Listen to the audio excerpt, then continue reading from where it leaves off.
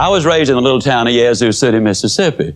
Now, I know that a lot of folks go around the country trying to impress people by claiming to be from Yazoo City. But I really am. Now, when I was a boy, during the Depression, we lived next door to some rich folks. I knew they were rich for two reasons. Number one, they had a cook. Number two, the cook had something to cook. And during the Depression, that was a sure sign of wealth. I was over there for lunch one day, as I tried to be every day. And now don't misunderstand that. Even though there was a Depression on, we certainly had plenty to eat at my house. I know we had plenty because if they ever passed my place for seconds, they'd always tell me, no, you've had plenty. So I know we had plenty. Now the cook brought the biscuits out, and this is not an exaggeration. Those biscuits were not as thick as my wrist was. And I looked at her for a moment. I said, Maud, what in the world happened to your biscuits? She reared back, gave a big old tummy laugh, and said, well, I'll tell you about those biscuits. She said they squatted to rise. But she said they just got cooked in the squat. You know anybody that's getting cooked in the squat? The people who wait for Aunt Matilda to move out, or John to get on the day shift, or the new models to come out, or the new mayor to come in, or for the new advertising campaign to get started. The people who wait on the new senator in Washington, or until inflation slows or the rate of interest come down. The people who wait for changes to take place out there before they do the changing in here are flat going to end up getting cooked in the squat. The rule is simple. You do it now. You do it now. Unfortunately, a lot of people stand in front of the stove of life and they say, now, stove, you give me some heat, then I'll put some wood in you. That ain't the way it works. You got to put something in before you can get anything out. So many times, you know, the employee goes to the employer and says, give me a raise, and I'll start coming to work on time. Or so many times they will come to him and say, make me the boss. Now, I know I haven't been here very long, don't really deserve to be the boss, but I just function better when I am in charge of the thing. You reward me now, and then I promise you, I'll learn what this business is all about later on. Reward me now, and I'll produce later. It doesn't work that way. Can't you just see a youngster in school saying, teacher, if I take a failing grade home, my parents are going to skin me alive. Pass me on this quarter, and next time I'll study more than anybody else. Reward me now, I'll produce later. It doesn't work that way. Can't you just see an old farmer standing out in the fields in October and saying, Lord, I know I didn't plant a thing this year, but if you give me a big crop this year, I'll plant more than anybody next year. It ain't that way, folks. You got to put something in before you can expect to get anything out. Well, he's just a pumping away. You know, that's hot. It's August. I mean, the question is just how much pumping are you going to do for a drink of water? And finally, old Bernard said, you know, Jimmy, I don't believe it's any water down there. Jimmy said, yeah, it is, Bernard. You know, in South Alabama, the wells are deep, and oh, we're glad they're deep, because the deeper the well, the cooler, the cleaner, the sweeter, the purer, the better tasting the water. And isn't that true of life? Isn't it true that if you could become an MD by 6 weeks of summer school, that the rewards would be almost minimal or nothing, and how many patients would you have? Isn't it true that if you become a sales expert in 3 days of a training school, that the rate of pay would go down rather radically? Isn't it true that anything worth doing is worth doing poorly until you can learn to do it well? We'll never know how many kids have missed a college scholarship because they didn't study an average of 10 more minutes a day.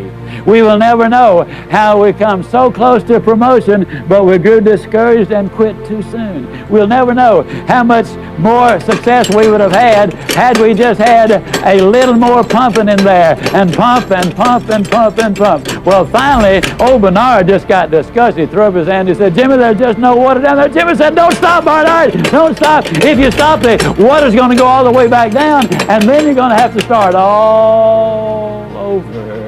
The reality is, folks, and I'm totally convinced of this, this is the story of America. This is your story. This is the story of success. This is the story of life. I believe with all of my heart that if you will pump long enough and hard enough and enthusiastically enough, that eventually the reward is going to follow the effort, and then once that water starts to flow, all you got to do is just keep a little easy, steady pressure on it, and you're going to get more water than you can possibly use. The basic problem is this.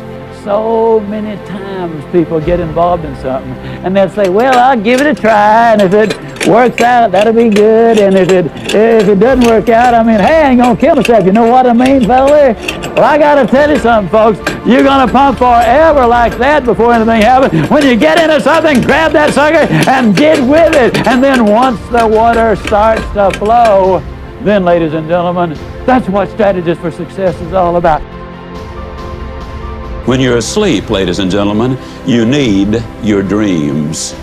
I'm here to tell you that when you're wide awake, you also need your dreams. You must have your goals. You'll never make it as a wandering generality. You must become a meaningful specific.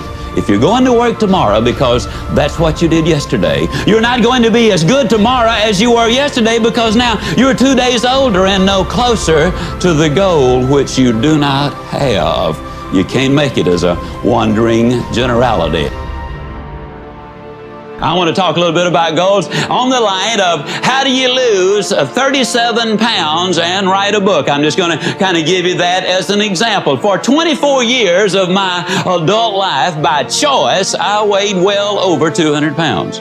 I say by choice because, you see, I have never accidentally eaten anything. I mean, it's always been deliberate. And when I choose to eat too much today, I have chosen to weigh too much tomorrow.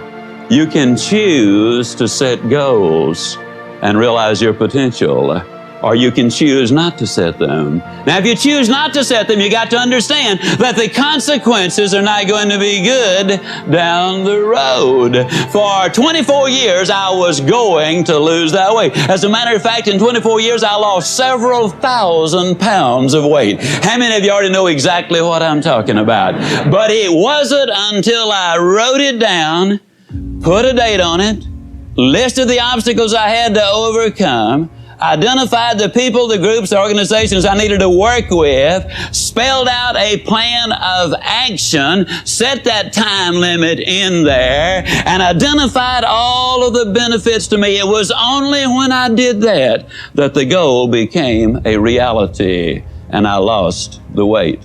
For 10 or 15 years, I was going to write a book. You know anybody who's going to do just a whole lot of things, folks? I was going to write a book. But it wasn't until I got busy writing the book and writing the plans first before the book ever materialized. Now, if it sounds like I'm trying to sell you on having goals, how many of you are getting close already? How many of you are becoming convinced right quick like that you need to have those goals? There's no question about it. The immortal J.C. Penney many, many years ago said, give me a stock clerk with a goal, and I'll give you a man who will make history. But give me a man without a goal, and I'll give you a stock clerk. A commitment plays heavily in everything. If you've made a commitment, when you hit the rough spots, not if, when you hit the rough spots, your immediate thought is, how can I solve the problem?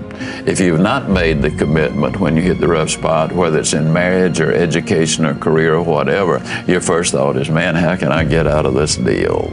And so that commitment plays a huge role, and is, you know, some people are about as committed as a kamikaze pilot on his 39th mission. I mean, they don't really take it that seriously. I listened to the people who were successful in selling that product. I would learn new things from different ones, new approaches, and that's you must be a constant student. A lot of people are afraid to try anything new because they are afraid that they will be embarrassed until they get good at it. Well, one of my favorite sayings is, the most important thing you can do is to understand that anything worth doing is worth doing poorly, until you can learn to do it well. My first few sales calls were pathetic, but I knew it was worth doing, so I kept after it, My first few speeches were a disaster, but I believed that I could develop into that, so I kept at it until I could do it effectively, and all skills are exactly the same way. No running back that sets the records ever set a record the first time he picked up a football, and you can go right down the line with that. So if if it's worth doing and you believe in it, go ahead and fail. And the more times you fail, the closer you get into success, because you should be learning on every simple thing that you do.